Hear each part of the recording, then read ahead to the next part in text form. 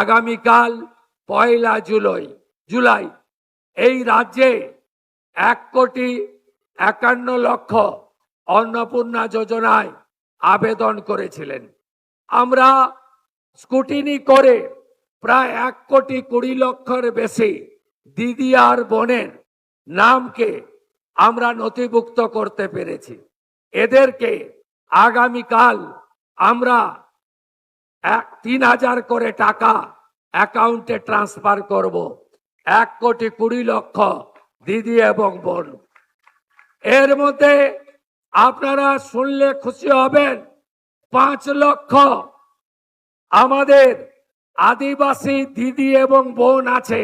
5 লক্ষ তারা আগামীকাল 3,000 টাকা অ্যাকাউন্টে পাবেন। প্রতি মাসে তারা এই সরকারের তাদের অ্যাকাউন্টে পাঠাবে।